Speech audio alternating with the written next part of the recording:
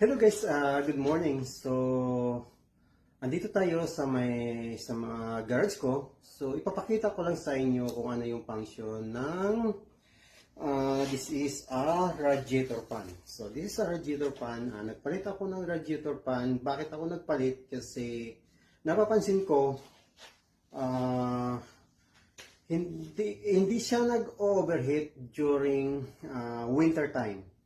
Pero nag-overheat siya during summertime but not all the time. So, nag-overheat lang yung sasakyan pag umabot na yung temperature sa outside ng almost 30 degrees Celsius. So, nag-overheat na siya.